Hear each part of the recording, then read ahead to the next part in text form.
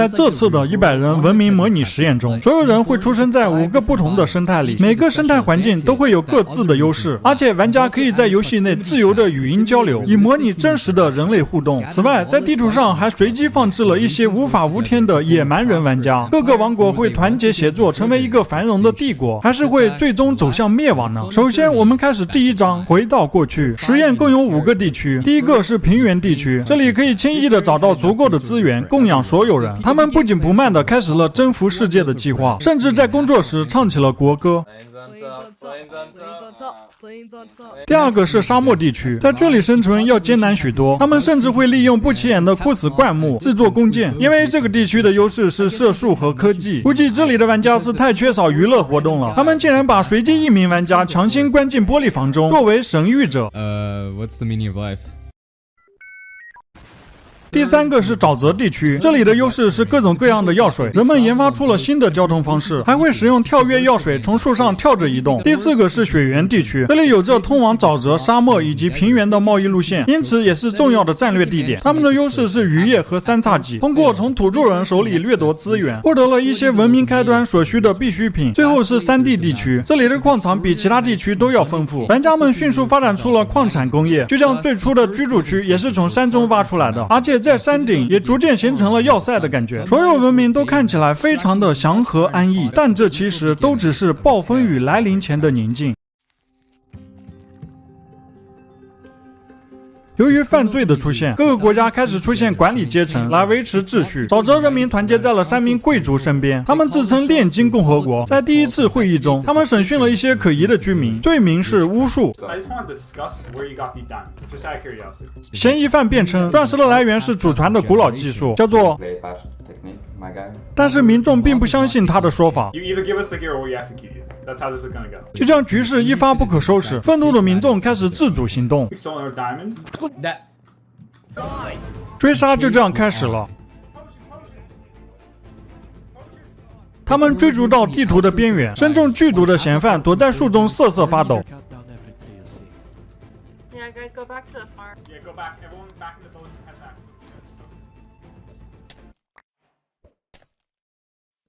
What? That was easy. 在平原地区，一位名叫猫蛋的年轻人取得了领导地位，他直接照着网上收来的文档念了一整段演讲。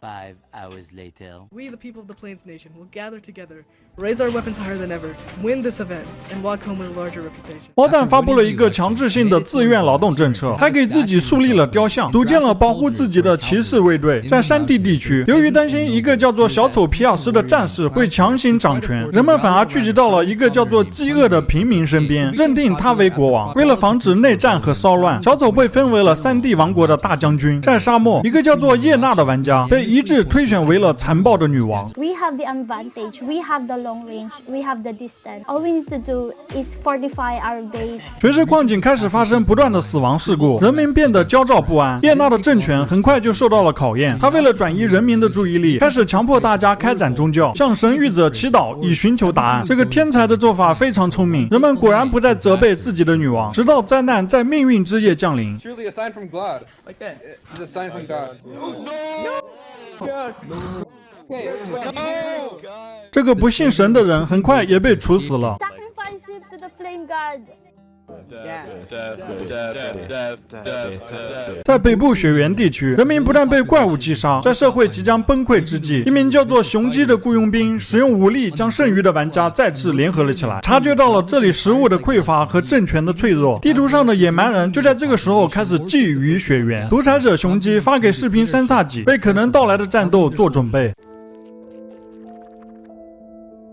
随着所有地区都产生了还算稳定的统治阶层，短暂的繁荣时期也随之降临。山地王国成为了最先进的地区之一，他们的首席工程师甚至发明了快速下矿的设备。 Oh my god, this is awesome. What? Is this a secret bunker you guys have? 为了庆祝达成的成就，山区人民来到神殿，为首领饥饿举行了加冕大典。 At 450 Central European time, Hungary, you shall be coronated as Emperor of the Mountain. He's not hungry anymore. He's not hungry anymore. He's not hungry. He's not hungry. He has food. 在这个时期，遍布各地的野蛮人也开始行动了。他们中的一些人四处烧杀抢掠，把见到的村庄都夷为平地，并且自称这些为焦土战略。野蛮人中的另外一部分则成为了游牧民，他们决定四处探索大地。在沼泽的炼金共和国，作为人民力量与成功象征的庄严塔庙终于落成，它是沼泽人民的骄傲，告诉人们文明在如此困难的环境下依然能繁荣发展。在沙漠地区，人们建立了墓地来缅怀逝去的国民，甚至发展出了抽象派艺术家来表达自己。That just symbolizes how everyone thought your region was the worst, but really, it has its own uses. Exactly. You are so Oh my gosh, you're so deep. beautiful. You are very Oh yeah, good. oh yeah. 回到雪原，这里的野蛮人举办了一场感恩节派对。一些在周围游荡的雪原居民感到好奇，靠了过来。两组人马竟然发展出了一种奇奇怪怪的友谊。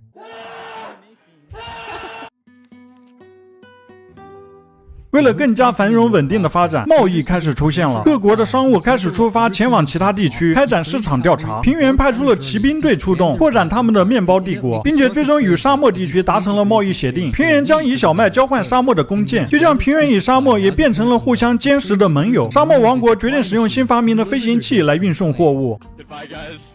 Good luck. Oh, the border. The border hit it. Bye, guys. Good luck. Low-key scary, dude. 但是不幸的是，沙漠飞行器没有任何安全标准可言。 No. Okay, you're good. You're good. That was close. We don't have to order bucket clutch. 最终，为了10块面包，沙漠牺牲了2架飞行器、1箱货物以及2名飞行员。当平原人民发现停在边界的飞行器的时候，他们也被好奇心驱使了。但是当飞行器被成功发动的时候，他们很快就意识到了自己的错误。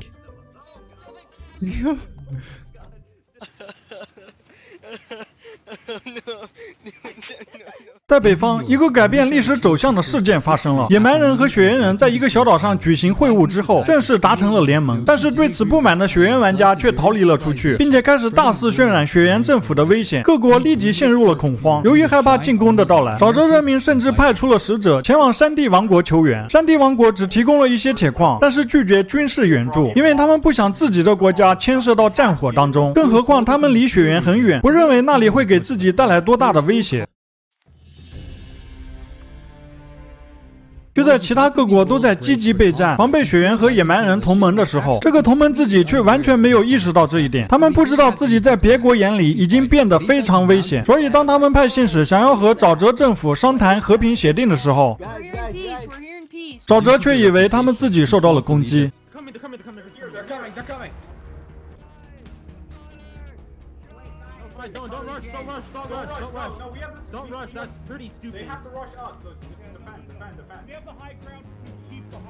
雪原国王就这样被激怒了，开始带领军队侵略沼泽。就这样，由于一个简单的误会，战争出现了。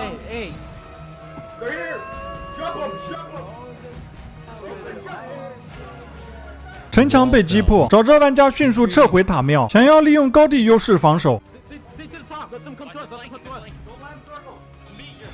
雪原联合军不断地重新补充自己的食物，发动了一波又一波的进攻，就像沼泽人民被围在山顶，弹尽粮绝，炼金王国就此没落。战争的消息很快传到了平原和沙漠联盟那里，这样就更证实了他们的担忧。雪原玩家已经变成了嗜血的野蛮人，要是不采取行动，他们就很难再被击败了。于是平原和沙漠决定集合军力，开启一场圣战。他们整顿好军队，向北进发，准备为沼泽报仇。与此同时，雪原联合军准备再找几个盟友，攻打地图上最富裕的3地王国。但是他们不知道，平原和沙漠联合军已经兵临城下，直接走进了伏击当中。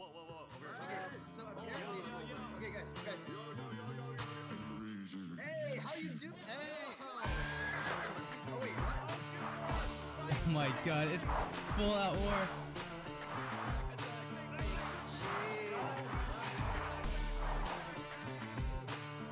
That was massive. Retreating? They retreated. What? 就这样，雪原联合军被打得四处溃逃，沼泽人民的塔庙也被成功收回。在混乱中，雪原国王的左右手乌鸦又重新稳定了军心，他带领残兵准备向塔庙重新发起进攻。但是就在冲突再次爆发的前一刻，雪原的残兵试图解开误会，并把各国的焦点引到山地王国身上。他们开始吹嘘山地王国威胁论。就这样，看到山地的巨大优势，平原和沙漠联合军开始动摇了。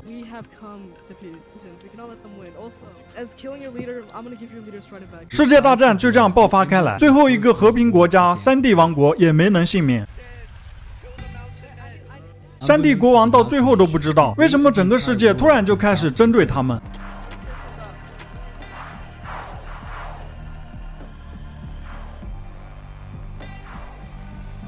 在三国联合大军的夹击之下，山地人民的一切努力都是徒劳的。他们的城墙很快就被占领了，国王下令撤退，最后一次爬上了被他们称为家园的山峰，被包围在山顶之上，四面楚歌。就在以为山地王国的命运到此为止的时候，山地国王打开了红石开关，和人民一起跳了下去。